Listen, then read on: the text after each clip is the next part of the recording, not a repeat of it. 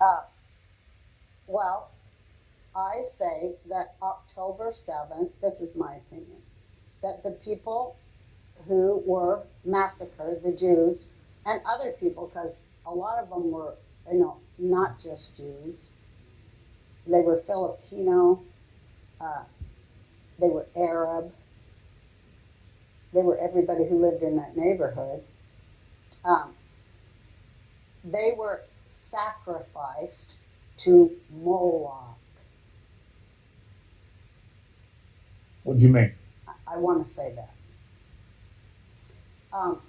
And What does that mean, Roseanne? we are at war with a death cult that is addicted to human blood, war, slavery, debt, suffering, and misery. And it's a war on a whole other level.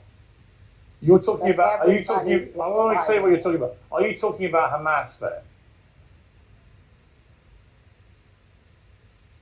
They're just one part of it.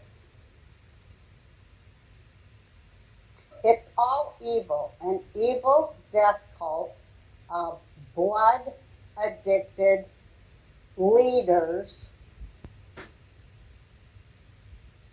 who use anti Semitism as a tool to a larger end. And their goal is the subjectification of all free people to feudal slavery. And all right, let me ask you, do you have any... We're seeing on the news all this stuff about is Israel an occupier? Are Jews evil? Are Jews horrible? Are Jews Nazis? That's 24/7. Are Jews the new Nazis in every conversation? Are Jews committing a Holocaust? Every conversation. Now that's evil. But, I understand that that's what the media, which is using anti-Semitism as a tool, and must, because the owners of the world decree it to be so. But something else is happening that people aren't allowed to know about. And you're going to say this is crap too. Because you have to, and you see it only if I think it's crap. Okay, but you got to Google it before you say it's crap, Piers. Well, I might know the answer. And don't even Google it. Forget Google. That's all BlackRock. Go to some other thing if you can find it. But great things are happening because something else is happening that people don't know about. And we're fighting subterranean wars. And the war that Israel is fighting is actually a part of worldwide subterranean warfare. And that's what I want to say. Against child trafficking tunnels, organ trafficking tunnels, people who have an underground economy that's even bigger than the one we have up here that we work for to pay taxes, all stolen from us and sent to build those tunnels. And the tunnels in Gaza, a lot of people don't know this, were mostly dug by child labor, which is a war crime that Hamas routinely commits. The children are kidnapped from their families and worked underground largely until they die or their families don't get food. It's a yank. I know because I went to Gaza, and myself, several Muslim grandmothers and Christian grandmothers, we prayed together for peace. This was 15 years ago. And I saw, heard, and witnessed things where Hamas commits a war crime an hour and is never called on the carpet for it. Like, to break into a neighboring state's borders is a war crime. To use children under 18 as soldiers is another war crime. To waylay foodstuffs and medicines from the population is another war crime. To, like in Yemen yesterday, or last week I think it was, 13 gays sentenced to crucifixion is a war crime. The taking away of civil rights from all women, that's a war crime. Remember,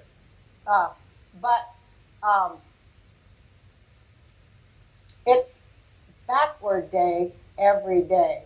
But those tunnels laid bare under the Rafah Gate that Egypt erected to keep its own people out because it needs to use them as perpetual PR subjects and slaves.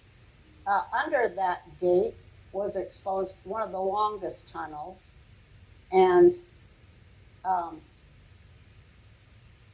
this is a different kind of a war that we're engaged in, and it's all because the first thing President Trump did when he came to office was to declare a war on child trafficking. Okay, but let me ask you this.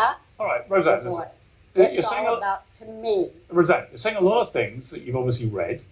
I want to just read something back to you because I'm confused about your view of Israel and Hamas and Gaza. Because in 2009, on your own personal blog, which appeared on your website, Roseanne World, you did I know. Well, then we're going to talk about my waking up. Well, hang on. Years. Hang on. I haven't finished it yet. You said that Israel's military campaign against Hamas in Gaza was wrong. You labelled Israel a Nazi state, and you called for an end to Israeli occupation of Palestine.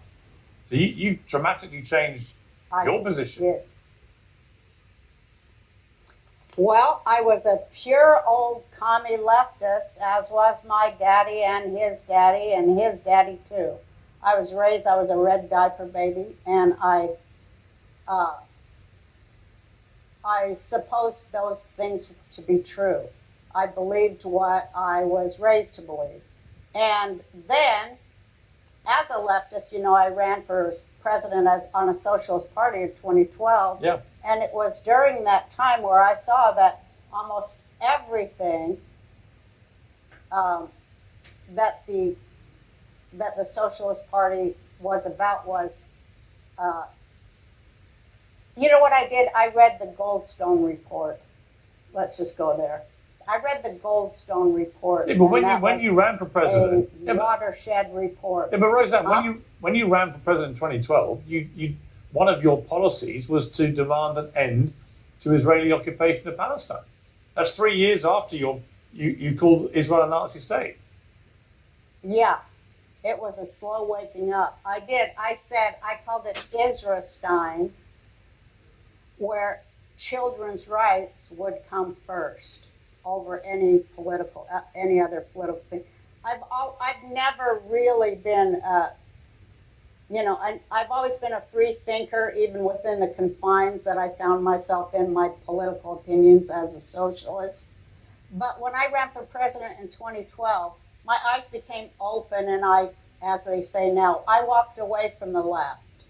I totally and slowly walked away from the left because when I was giving my political speeches as a candidate for president, it kind of engaged my brain to write those speeches. And I saw that it was farcical, especially when I saw how they chose their candidate and that I was privy to a lot of inside information as a candidate, which is also why I wanted to run, and found out that, it's a little bit like wrestling, Piers. And nobody really, even more than anybody, the socialists didn't want a socialist to win. But Roseanne, let me ask you, if you're prepared to... That's about it. But if you change your mind so dramatically... but you know what I did? I became, like Trump, from a socialist, I became a populist. Trump is a populist, And that is why I love him. I don't disagree with that, but let me ask you, do you think there's a danger that you've become a conspiracy theorist, that you read maybe too much online and you believe a lot of what you read, even if it's not actually true? Do you accept that could be a possibility? Well, I think that's more of a possibility for you, Piers, because you've said so many cockamamie things that I am always rolling my eyes. Name one. But I wanted to come one. on and set you straight. But Name I one. knew you would call me a conspiracy theorist. I dare you to find one thing I've said that didn't happen. Well, 2 years later.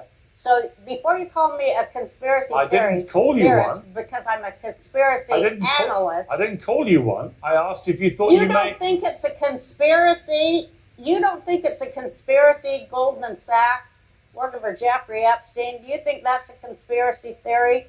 Well, I'd rather deal in facts that we know. It's just easier than to, go off on wild goose chases about stuff. Was Jeffrey Epstein any part of any conspiracy with any bank at all?